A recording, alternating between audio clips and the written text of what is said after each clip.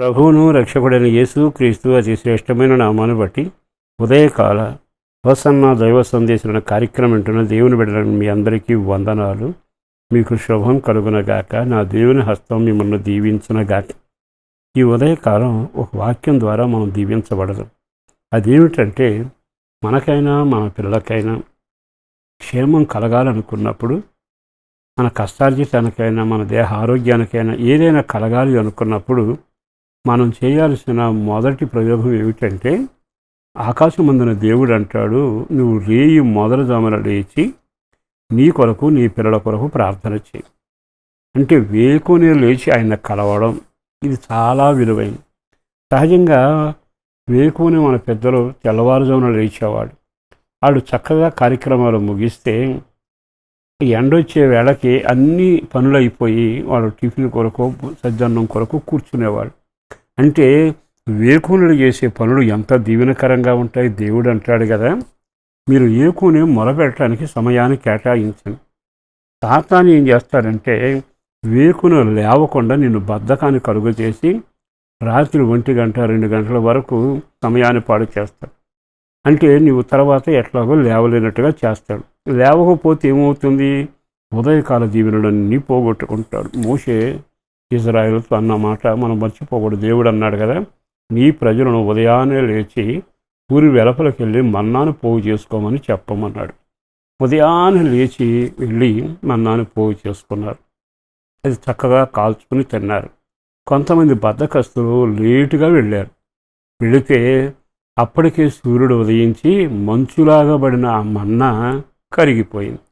అంటే దీవెన వచ్చింది కానీ నిలవకపోయింది. పట్టుకున్నావు కానీ ఆగలేదు, ప్రయత్నించావు కానీ మిగలలేదు. అంటే నీ జీవితంలో నీ సమయం ఎంత జాగ్రత్తగా వాడుకుంటే అన్ని దీవెనల చేత నింపబడతావు. అందుకని వేకువజాము ప్రార్థన చాలా అవసరం. వేకున లేచి తల్లి ప్రార్థన చేసినా, తండ్రి ప్రార్థన చేసినా, మీరు చేసిన ఉదయకాలం మంచు కురిసినట్టు దీవెనలు కృప నీ మీద కుమ్మరించబడతాయి. మరో విషయం ఏంటో తెలుసా? ఉదయం ఆయన గడప దగ్గర నిలబడితే ఆయన నీతో మాట్లాడి నీకు కావలసిన మేలును సమకూరుస్తూ ఉంటాడు. మరొక మాట ఉంది, గడప దగ్గర కూర్చుని ఉంటే నేను నా ఉపదేశాన్ని నీకు బోధిస్తాను అని. ఈ విషయాన్ని మీరు చాలాసార్లు గమనించిన ఒక్కసారి విలాప వాక్యములు 2వ అధ్యాయము 19వ వాక్యంలో ఇలాగ రాయబడి ఉంది, నీవు లేచి రేయి మొదలుజామున మొర్రపెట్టుము. నీవు లేచి రేయి మొదలుజామున మొర్రపెట్టు. అంటే వేకువజాము ప్రార్థన శోధనను తప్పిస్తుంది. వేకువజాము ప్రార్థన మన్నాను కురిపించి కృపతో నింపుతుంది.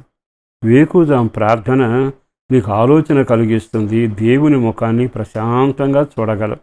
ఆయన ముఖకాంతి నీ మీద పడుతుంది. ఆ రోజంతా నీ క్షేమం కలుగుతూనే ఉంటుంది. అంటే రేయి మొదలుజామున కలవవలసిన వాడిని కలవాలి. ఆయనే మన ఆరాధ్య దైవం. ఆయన పేరు నజరుడైన యేసు. ప్రియ దేవుని బిడ్డలారా, మీలో చాలామందికి వేకువజామున లేచి అలవాటు ఉంటుంది, కానీ ఆయన సంధిలో మోకరించి ఆయన కలవగలుగుతున్నారా? రేయి మొదలుజామున నువ్వు మొర్ర పెడితే ఆ ప్రశాంత వాతావరణంలో ప్రార్థన నడుస్తుంది. ఆ ప్రార్థన పరమకెక్కి వెళుతుంది.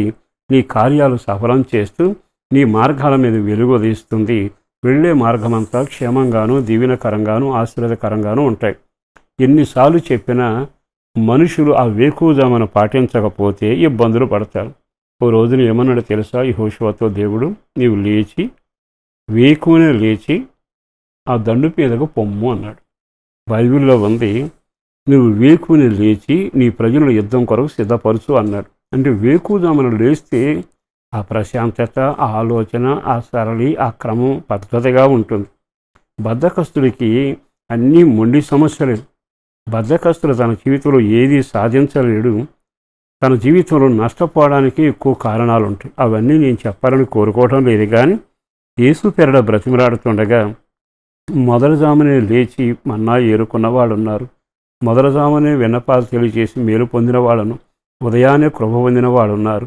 ఉదయాన్నే యెహోషువ లేచి వెళ్ళిన సంఘటన కనబడుతుంది. ఉదయాన్నే రాతి పలకలు పట్టుకొని కొండ మీదకి ఎక్కిరా, నేను వస్తాను అన్నాడు. దేవుని కలవడానికి వెళితే అక్కడ మోషేతే దేవుడు నిలబడి ప్రసంగం చేశాడు, ప్రకటన చేశాడు, దీవించాడు.